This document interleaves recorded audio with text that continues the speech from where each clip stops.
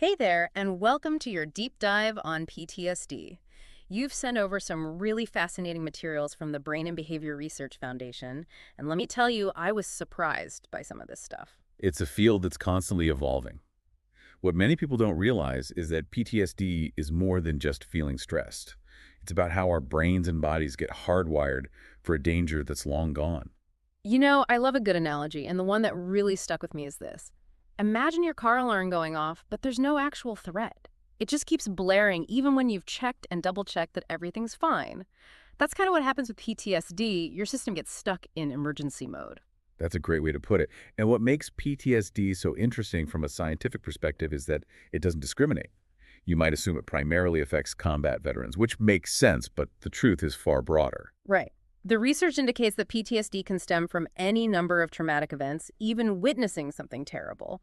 It's not about the event itself being objectively big or small, but about how our individual brains process it. Precisely. In fact, the Brain and Behavior Research Foundation estimates that about 7 to 8 out of every 100 people in the U.S. will experience PTSD at some point in their lives. Wow, that number really struck me. It shows that this is something that touches so many more lives than we might realize. So if anyone listening is thinking, this could never happen to me, well, the reality is it's more common than you might think. And it's crucial to understand that PTSD isn't a sign of weakness. It's a natural human response to an unnatural event. Okay, so we've talked about how common PTSD is, but what does it actually look like? The materials you sent mention three main categories of symptoms, right? Can we dive into those a bit? Absolutely. They are re-experiencing, avoidance, and hyperarousal. Think of them as the three main ways PTSD might show up in someone's life, though of course no two people experience it in exactly the same way. Right, it's not one size fits all. Yeah. Let's unpack these categories one by one. Re-experiencing that sounds pretty rough.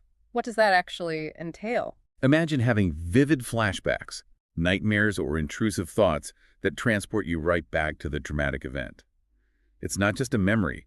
It's like reliving the trauma with all the accompanying physical sensations like a racing heart or sweating. It's like your body is saying, this is happening right now, even if it happened years ago. No wonder people try to avoid those feelings, which I guess is where the next category comes in. You got avoidance is a natural coping mechanism, but it can become a problem if it starts interfering with your daily life. This could mean physically avoiding places or people that remind you of the trauma, or even emotional numbness trying to block out any feelings associated with it. So it's like your brain is saying, okay, let's just shut down this whole area to avoid further pain. But in doing so, it might actually be limiting your world in a lot of ways. Precisely. It's about finding a balance which isn't easy to do on your own. And then the last category, hyperarousal, paints a picture of someone who's constantly on edge, like they're bracing themselves for the next bad thing. Is that an accurate way to think about it? Absolutely. Imagine feeling like you're always looking over your shoulder expecting something bad to happen. Difficulty sleeping, angry outbursts, being easily startled, these are all classic signs of hyperarousal. And as you can imagine, it's exhausting. It sounds incredibly draining. The materials also mention that these symptoms can manifest differently in children. That's a crucial point. Children often express their distress in ways that are specific to their developmental stage. For instance, a child who's fully potty trained might start wetting the bed again. It's their way of communicating that something is wrong. It really highlights how trauma can impact people in such unique ways, especially children who might not have the words to articulate what they're going through. So we've established that PTSD can impact anyone. But the next logical question is, why do some people develop it after a trauma, while others who've experienced similar events don't? It's a question that has puzzled researchers for a long time, and the answer, as you might expect, is complex. It's not as simple as saying some people are just inherently stronger than others. Right. It's definitely more nuanced than that. I remember reading about risk and resilience factors in the materials you sent. It's like certain things in your life, both before and after a trauma, can make you more or less susceptible to developing PTSD. Almost like some of us are starting with a bit of a head start, for better or for worse. That's a great way to think about it. Imagine two houses during a hurricane. One house is built on stilts, has reinforced windows, and is generally well prepared for a storm. The other house is older, hasn't been maintained as well, and is closer to sea level. Okay, I'm with you. The hurricane in this case represents the traumatic event. The house built on stilts and prepared for harsh weather is less likely to be severely damaged, just like someone with more resilience factors might be better equipped to cope with trauma. The other house, unfortunately, is much more vulnerable to the same storm, just like someone with more risk factors might be more susceptible to developing PTSD. That's a really vivid analogy. It makes you wonder, what are some of the things that can make someone's house more vulnerable in that situation? Well, some risk factors can make the hurricane feel even stronger, so to speak. Things like a prior history of mental health challenges, experiencing a particularly severe trauma, or lacking a strong support system. That makes a lot of sense. It's Yeah. like those things create a kind of perfect storm where your system is already under strain. What about the resilience factors? What helps people weather those metaphorical hurricanes? One of the most significant ones, and this might not surprise you, is having a strong support network. Feeling loved, understood, and connected to others can make a world of difference in how someone processes and heals from trauma. It's like having a team of people helping you rebuild and reinforce your house after the storm. So it's not just about toughing it out on your own. It's actually really important to lean on others for help and support. Absolutely. In fact, research consistently shows that strong social support is a major factor in building resilience. It's about fostering those deep connections and allowing yourself to be vulnerable with the people you trust. It's about letting people into your house even when it feels messy and chaotic. Exactly. And this is where the concept of agency comes in. Another major resilience factor is having a sense of control, even if it's just over your own choices and reactions. This doesn't mean you could have prevented the trauma itself, but it's about feeling empowered to manage your emotions and responses in the aftermath. That makes me think of things like seeking therapy, which is a proactive choice, or finding healthy coping mechanisms. It's about taking control of your healing journey, even if you can't control what happened in the past. You're exactly right. Taking those proactive steps to manage your mental health is huge. And here's another fascinating layer to this. Research suggests that genetics might also play a role in resilience.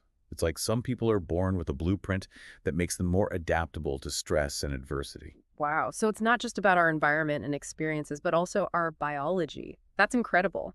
So we've talked about what PTSD is, the wide range of symptoms it can manifest, and even why some people might be more vulnerable to it than others. But the question that's probably on everyone's mind is there hope for healing? Can PTSD be treated effectively? Absolutely. And that's a message I can't stress enough. There are effective treatments available, and with the right support, people can and do recover from PTSD. That's so reassuring to hear. What are some of the most common and effective treatments out there? I know people listening are probably wondering about this. One of the most well-researched and widely used therapies is called cognitive behavioral therapy, or CBT. It's a bit of a mouthful, but the idea behind it is incredibly powerful. I've heard of CBT. It's about changing your thought patterns, right? Exactly. CBT helps people identify and challenge those negative thought patterns and behaviors that are keeping them stuck. It's like you're rewiring the neural pathways in your brain to develop healthier coping mechanisms. That sounds incredibly valuable, especially for something like PTSD, where those negative thoughts and flashbacks can be so intrusive and debilitating. What other therapies are out there? Another highly effective therapy is called exposure therapy. Exposure. So does that involve confronting your fears head on? It sounds a bit daunting at first. It can be, Yeah. but it's always done in a safe and controlled environment. It's not about throwing someone back into a traumatic situation, but rather gradually exposing them to reminders of the trauma in a way that feels manageable while teaching them techniques to manage their anxiety. So instead of avoiding those triggers altogether, you're learning to approach them in a gradual, controlled way, almost like dipping your toes in the water before jumping in. Exactly. It's like someone who's terrified of public speaking, starting by giving a presentation to a small group of friends before tackling a large auditorium.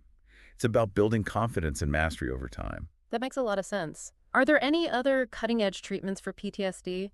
There are some really exciting developments happening with virtual reality technology. VR. Wow, I never would have thought of that. How does that work? It's pretty incredible, actually. VR allows therapists to create incredibly realistic simulations of traumatic situations, which can be incredibly effective for treating things like combat-related PTSD. So instead of just talking about being back on the battlefield, you're immersed in a virtual environment that feels incredibly real, allowing you to process those memories and emotions in a safe and controlled setting. Precisely. It's like giving people a chance to rewrite the ending of their traumatic experience in a virtual world, which can then translate into real-world healing. That's amazing. Are there other treatment options besides therapy? What about medication? Medication can also be a helpful tool for managing PTSD symptoms, especially in conjunction with therapy. So it's not necessarily a case of either or, but finding the right combination of treatments that work best for each individual. What kind of medications are typically used for PTSD? Antidepressants are commonly prescribed as they can help regulate mood, anxiety, and sleep. This can be particularly helpful for those experiencing depression and the hyperarousal that often accompany PTSD. Right, because those symptoms can be incredibly disruptive to daily life. What about medications specifically designed to target PTSD? There is one called prazosin that's showing a lot of promise. It was initially used to treat high blood pressure, but researchers discovered that it was also effective in reducing nightmares and improving sleep quality in people with PTSD. Wow, so a happy accident of drug repurposing. That's fascinating. Are there any other groundbreaking medications on the horizon for PTSD treatment? There are some promising developments in the research pipeline. One that caught my eye is a medication called osimertinib.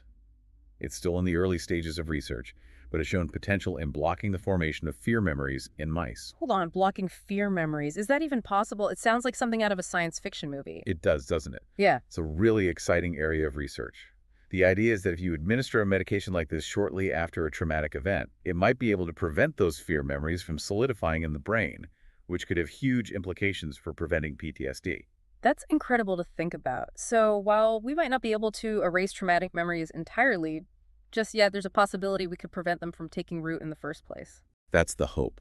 It really highlights the incredible strides being made in neuroscience and the potential for groundbreaking new treatments in the future. It feels like we're on the verge of like a whole new era in understanding and treating trauma, but I imagine there's still so much we don't know about how the brain processes fear and, this idea of resilience. Absolutely. The brain is incredibly complex, and PTSD is a multifaceted condition. But every new discovery brings us closer to more targeted and effective treatments. It's a journey of continual learning and exploration, which is incredibly exciting. Speaking of exploration, something that really resonated with me throughout all this research was the concept of resilience. It's not just about bouncing back from trauma, it's about the potential for growth and even thriving in the aftermath. It's like you're not just rebuilding the same house, but creating something even stronger and more beautiful in its place. It's a testament to the remarkable adaptability of the human spirit. And while we've talked about resilience as a factor in who develops PTSD, it's important to remember that it's not a fixed trait. It's something that can be cultivated and strengthened over time. So it's not like you're either born resilient or you're not. There are things you can do, choices you can make to build those inner strengths. Exactly. Dr. Dennis Charney and Dr. Stephen Southwick, two pioneers in resilience research, identified 10 key characteristics that resilient people tend to share. These characteristics act as a roadmap for building resilience, regardless of your starting point. 10 characteristics. Okay, we might not have time to unpack all of them, but what are some of the ones that stand out as particularly important? What can people listening start focusing on today? One that's crucial, and this might sound counterintuitive at first, is maintaining an optimistic but realistic outlook. It's not about denying the reality of the trauma or putting on a fake smile. It's about acknowledging the pain and difficulty, but choosing to focus on what you can control and holding on to a sense of hope for the future. So it's like finding that delicate balance between accepting where you are without letting the darkness consume you. It's about focusing on that tiny flicker of light at the end of the tunnel, even when it feels miles away. What else? What other tools can people use to build their resilience? Cognitive and emotional flexibility is another big one. It's about being able to adapt your thinking and behavior in response to changing circumstances. This means not getting stuck in rigid thought patterns or responses, being open to new ways of seeing things, and recognizing that your current emotional state isn't necessarily a permanent one. It's about learning to ride the waves of emotion without getting swept away by them. It's about recognizing that you have a choice in how you respond to challenges. And of course, we can't forget the power of connection. Absolutely. Seeking and accepting social support is paramount. Building strong, healthy relationships and allowing yourself to be vulnerable with trusted loved ones can make a world of difference. It's about creating a safe and supportive space to process your experiences and build that sense of belonging and connection that's so essential for healing. It's like building a network of bridges connecting your house to a community of support. And, after diving deep into this topic with you, I'm left with this sense of hope. Yes, PTSD is a complex and often challenging condition, but it's not a life sentence. Exactly. Knowledge is power, and understanding PTSD, its symptoms, and the wide range of available treatments is the first step towards seeking help supporting loved ones or simply building your own resilience. And who knows, maybe someday soon, thanks to the incredible advancements in neuroscience, we'll be able to prevent those fear memories from taking hold in the first place. But until then, there's so much we can do to heal, grow, and thrive, even in the face of adversity. Thank you so much for joining me on this deep dive today. It was my pleasure. Yeah. Thank you for having me.